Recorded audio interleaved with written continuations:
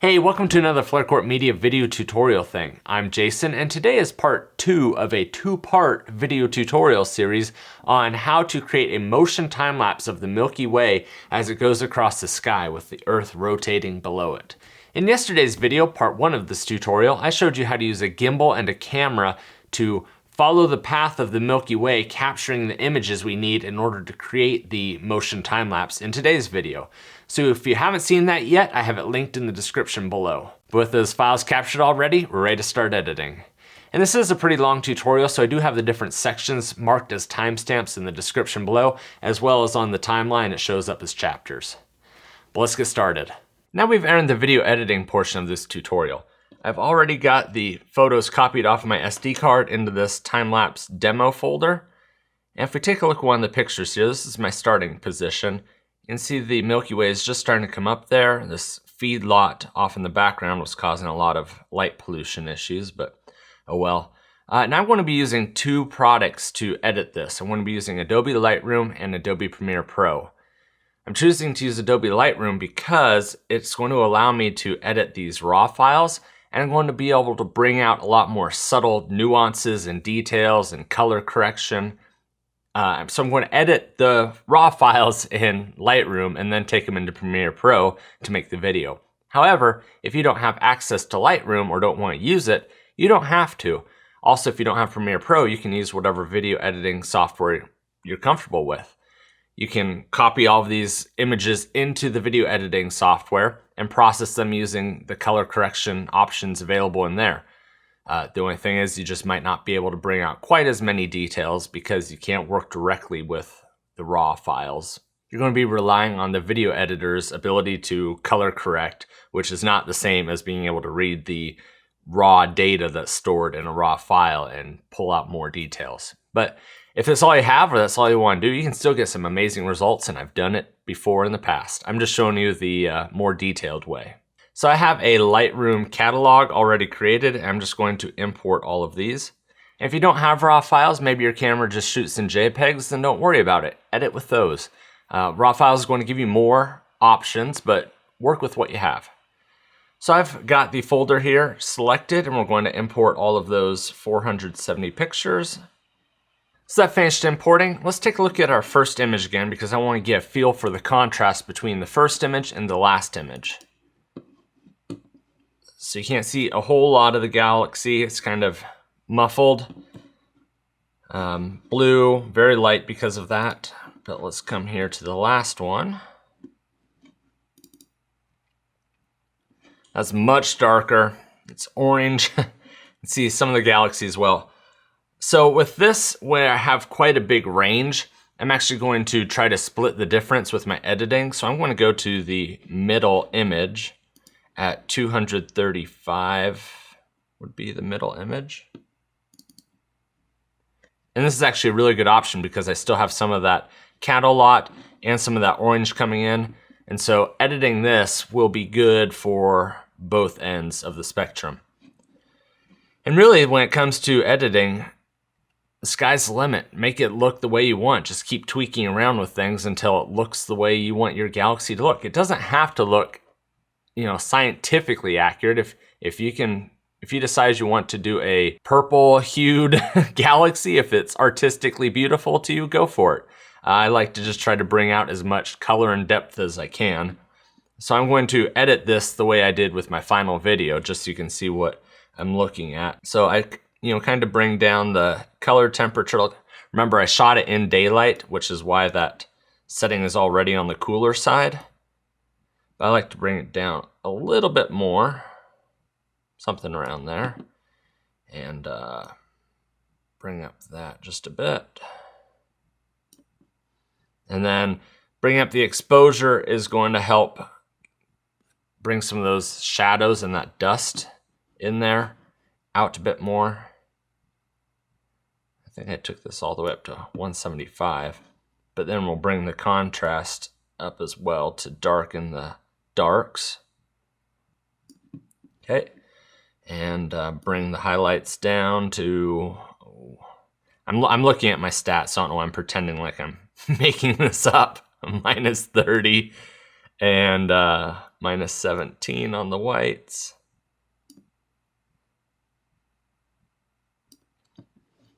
So you can see that really brought out some of the whites in the galaxy, but it darkened the blacks. Well, it kind of gave them a blue tint, which I like. You don't have to use these settings, and these settings probably won't work for your image because everyone's camera is different, every night is different, every amount of light pollution is different. So just come in and, like I said, just start playing with the sliders. We can also come down into like the colors down here and try to bring out some of those. So I see this orange here, so maybe I want to, nope, that's not doing anything. Sometimes you do stuff and it doesn't do anything. Might have been yellow, you have to tweak. Yeah, so you can kind of bring that down a bit and change the cast just a bit more. But if we look in here closer, you can see there is a lot of grain. Those aren't stars right where my cursor is, that's noise from your sensor. And normally when you'd shoot the galaxy not on a motion time lapse, you would take like 20 photos and stack them all together, and that would allow you to average out that noise and get rid of it. We don't have that luxury. That's one reason why I told you to keep your ISO as low as possible, below that 6400. But we can come and do a little bit about it. So I come down here to the noise reduction, and increasing your luminance value is going to get rid of some of that. I brought mine all the way up to 70 here. I'm going to zoom out so you can see what it's doing.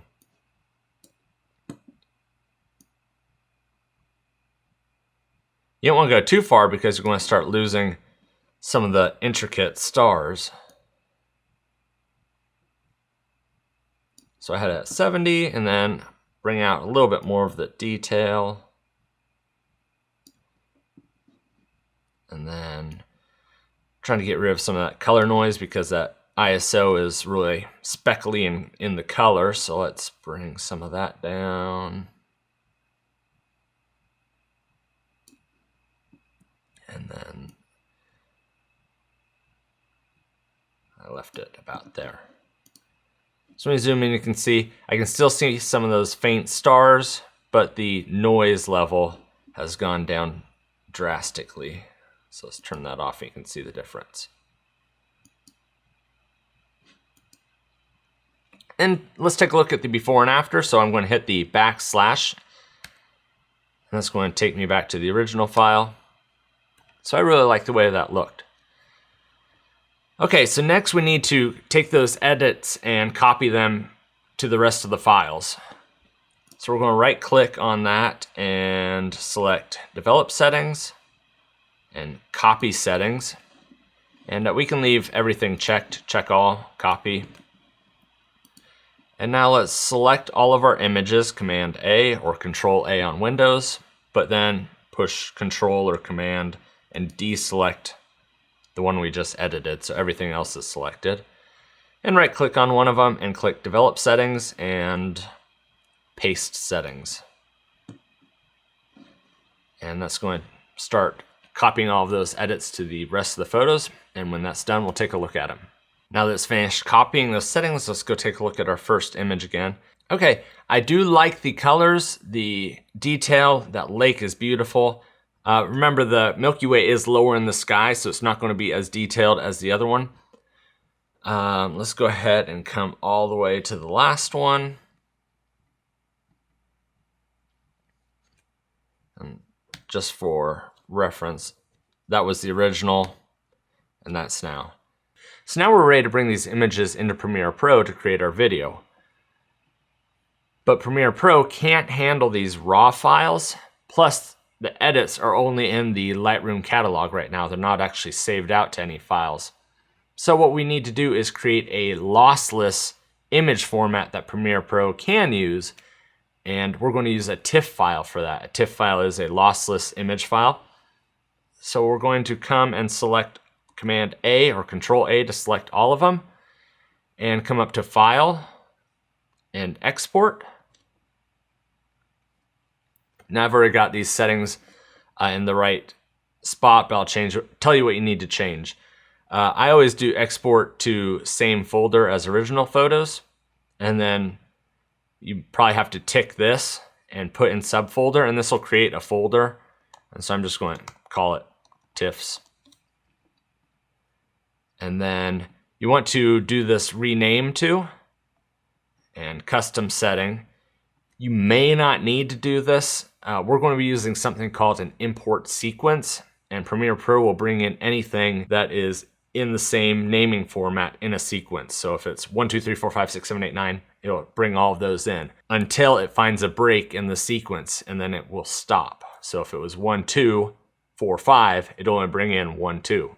It should, this is a recent update, it used to not do this, it should also bring in like DSCF 552, DSCF 553. It should bring those in. You may not need to do this image renaming, but I say you're making a brand new image, might as well just make it easy on ourselves by numbering them. So odds are I'll be on something like that, and we want to come to edit and create our own sequence. So whatever's up here, just delete it. And all we care about is this sequence number. Insert, done. And make sure your start number is at 1. Now, if you had to come in and re-export, like starting from number 255, you could do that. And then if you came down here and selected, image 255 on, it would start from there. We're doing the whole set for the first time, so we'll just do number 1. And then image format, this will probably be on JPEG on default. We want to select TIFF. For compression, I just leave it on none because that's going to make it easier for Premiere Pro and for my computer to process the files.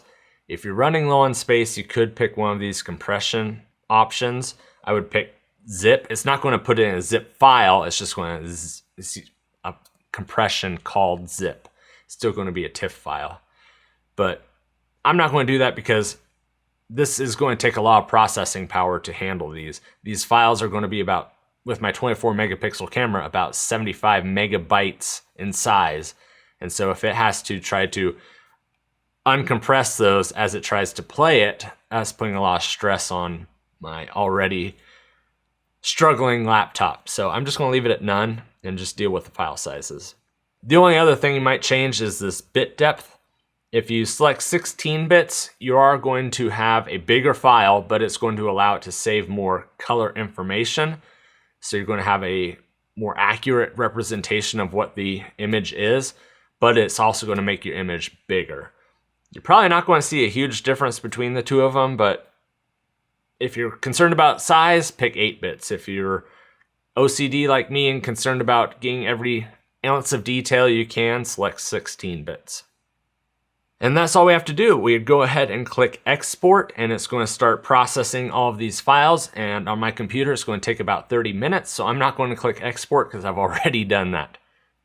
Lightroom has just finished exporting our TIFF files, so we can close Lightroom now and come and look at our folder. And there's all of the images. If we open one up here, that's actually a train going by. It's kind of a neat setting. There's trains whipping across my time-lapse, but yep, that looks good. So now what we need to do is create our Premiere Pro project. So we'll click New Project and navigate right there. Name this Time-Lapse Demo. Okay, and just click OK to create that. Now there are a couple different ways to bring the images into Premiere Pro to create your video. The first way is the brute force method, where you would click everything, I'm not going to do it all, and drag them in.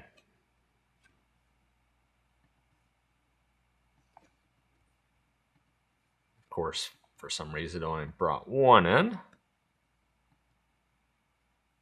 Anyway, so this one I'm bringing one in at a time. That's very brute force. And you'll see that this is set at 5 seconds, which is way too long for a time lapse. You need each frame to be 1 frame long. That's the whole point of time lapse. I want to show you an easier way to do this, but if you had to do it this way, if the next method didn't work for you, you need to come and tell Premiere Pro to import these as frames instead of seconds. So let's clear those out. And to do that, you come up to Premiere Pro and Preferences.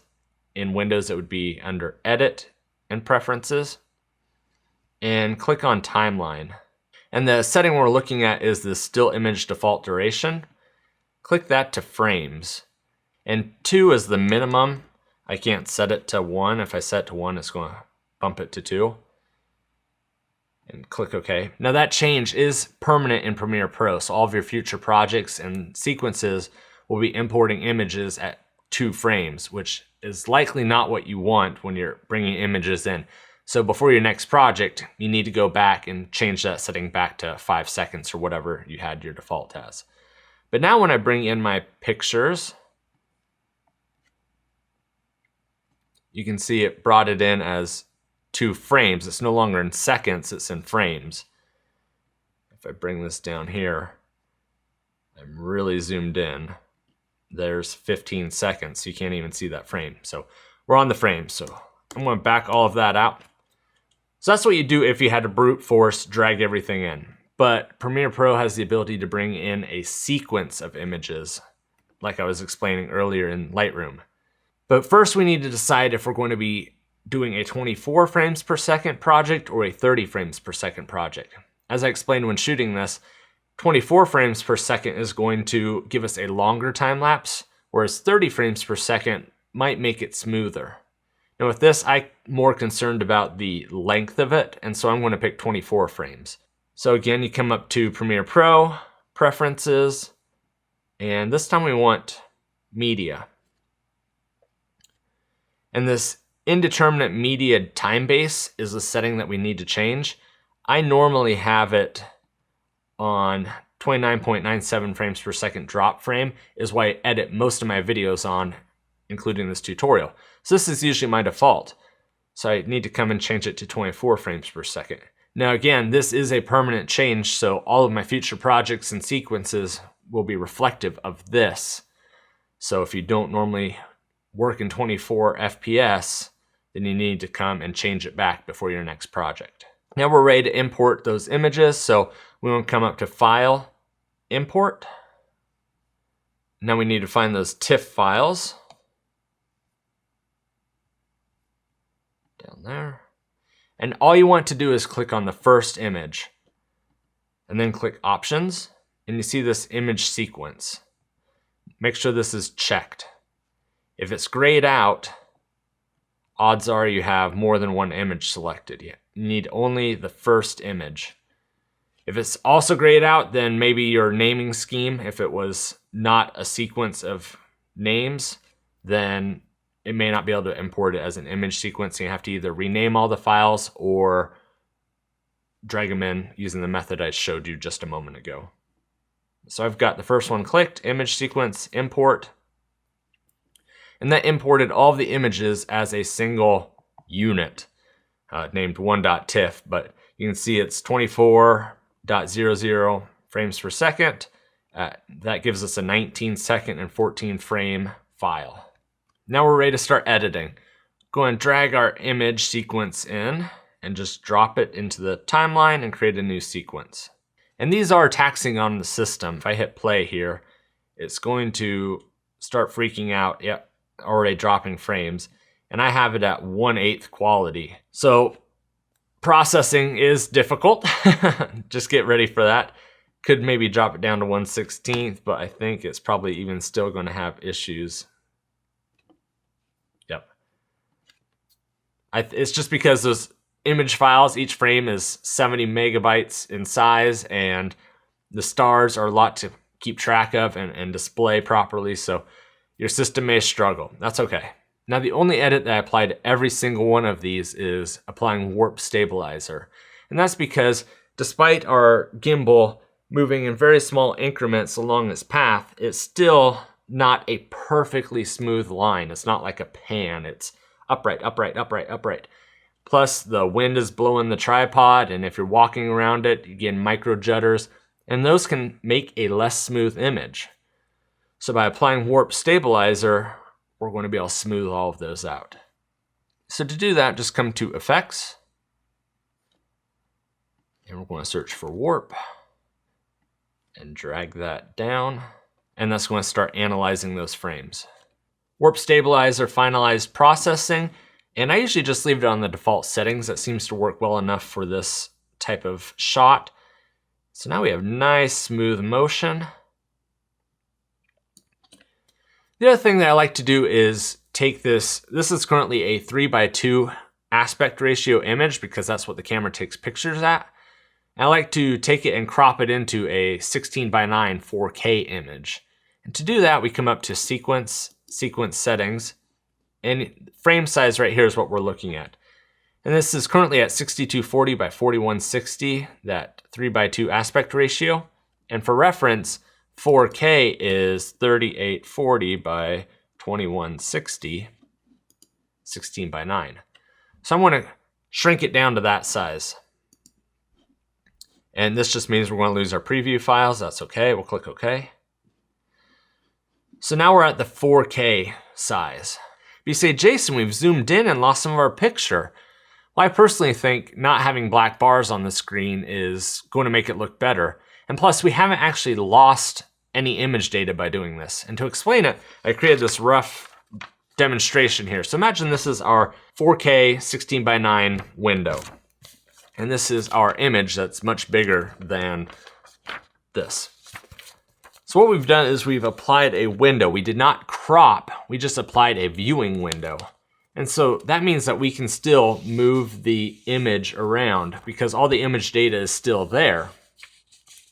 We can also do a zoom to show more or less of the image now because we have more image data than what we're looking at. And so let's look at what that can do for us.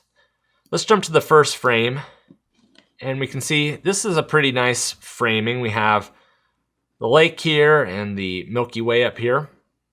But let's jump to the last frame. And here you can see we've completely lost the horizon.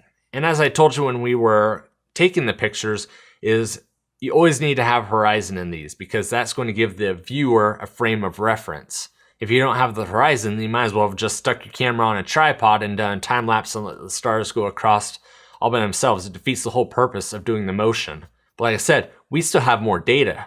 We didn't lose it. If I come here and double click on this, I can move around and see more of the horizon. But now we've completely lost the heart of the galaxy, the best part of it. So what can we do about that? Well, remember, we have the ability to zoom. So what I'm going to do is come up here and click this stopwatch to create a keyframe for both the position and the scale. And now I can zoom out and bring the image down. And now I've still got horizon and I've got the best part, the heart of the galaxy there. So now I have my horizon showing and the best part of the galaxy. Let's go back to that first image. And you can see we zoomed out here as well, but I didn't want to do that. So I can click this and create keyframes here as well and take those back to 100%. And then I can reframe this down to something like that. And a cool effect is if you have the horizon the same amount of the lake showing on both the first image and the last image, then when we come and start moving across, the image is zooming out, the horizon is staying pretty much the same, but we're getting to see more of the galaxy. And so by adding that 4K viewing window, now we've given ourselves a lot of artistic license. One other thing is you can see the lake here is pretty level. You don't want the lake tipping to the side like Bob Ross always said, otherwise the water will fall out of the picture or the painting. If we come here, you can see that the lake here is crooked, so we can actually adjust that as well. So click the stopwatch to create a keyframe again, and now we can adjust that to make it horizontal, and come back to the beginning, create a keyframe, and set that to 0 again. So now when we play across, the horizon's staying pretty much the same, it's staying straight, and we're getting to see this galaxy expand out. But the end of this file is still pretty dark, so this lets me talk about the fact that Like I was saying, you can still come in here and adjust settings as well. So I can bring up the exposure a bit, but that's going to adjust it for the whole image. But with some playing around, you can edit this inside of your video editing software as well. The only other thing that I might do to this is remove some of that grain. Because while in Lightroom we did remove as much grain as we could, there's still a little bit in here. If I come up to 100%, especially in this second half, this darker half, you can see that there still is some grain in here. So I can pull it into After Effects and use the Remove Grain tool to smooth it out just a little bit more. And to do that, we right-click on it and click Replace with After Effects Composition. So I'm just going to label it, I don't know, Grain Removal, and save that. And it's going to go ahead and try to reapply that warp stabilizer. I'm not going to let it right now because I don't want to take the time. But before I save this, I will need to click that Analyze to have After Effects now apply the warp stabilizer, because we've taken the control out of Premiere Pro's hands and put it in After Effects hands. But to remove the grain, we need to make sure that our timeline is selected, and then type in Remove Grain, drag that onto it. Let's zoom that in to, I don't know, 100%. Let's get rid of that warp stabilizer. And the way this works is this is very processor intensive as well. You have your preview region here, and you can move it around to any place you want, and it's only going to be processing in this section. You can also make it bigger. And so the grain removal is only being processed in here. So then you can come here and start removing some grain. And the number of passes is the number of times it's going to process over the image applying removal techniques. So if you do it more than one time, it's going to apply the removal once, then twice, and 3 times. And each time it's going to get usually better, but it does take a lot longer to render out. You can see if I turn this way up,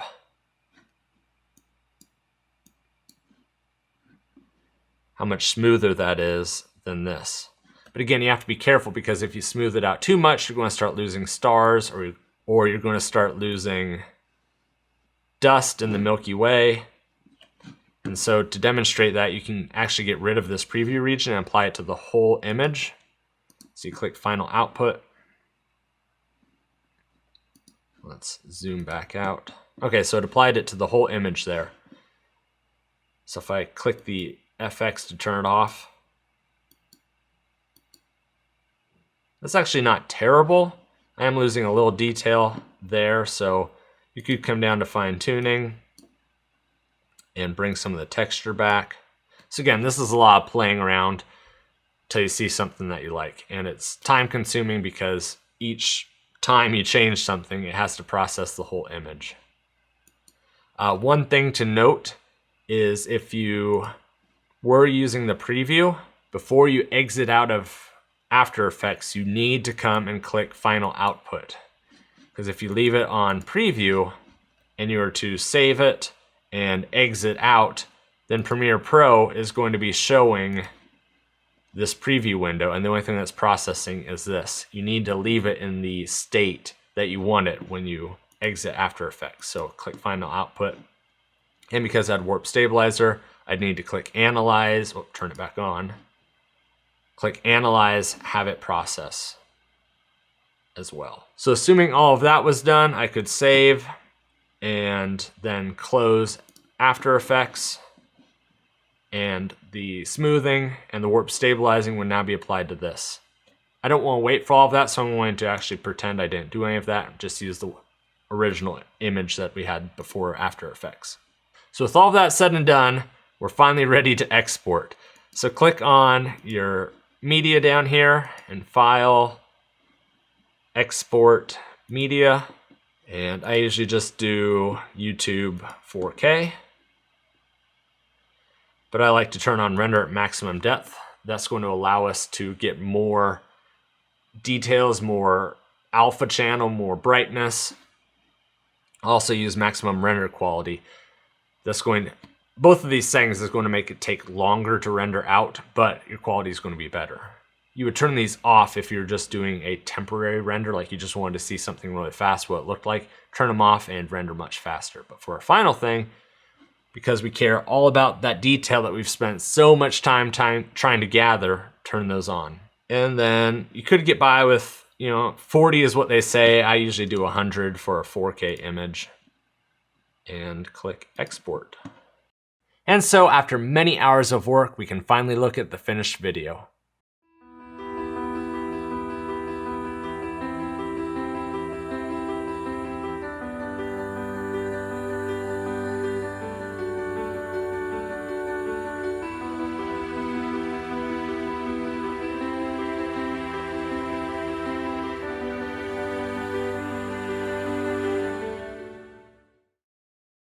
I think that video turned out really good and was worth all that hard work. I do have one more tip for you though before this video is over, but first I'd like to ask you two things. First, if you appreciated this video, please consider giving it a thumbs up. It's going to help other people find the video when they're looking for this type of thing, and it's going to help influence the Google, YouTube algorithm to share it out to more people and help the channel grow.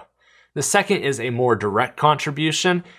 If you really like this and want to help my channel out and help me keep being able to make this type of content, I do not have a Patreon page. I do not get sponsored right now, and I barely get any ad revenue, like 2 cents a month right now.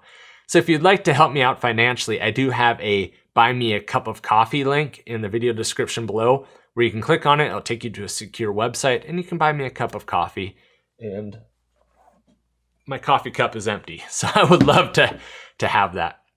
That final tip though is consider taking this final time lapse and running it through the slow motion AI process that I did a video about that I have linked in the description below as well. That's going to allow you to take your 18-second clip and double or triple the length by interpolating the missing frames using AI. And the AI does a really good job on these predictive motion type of time lapses.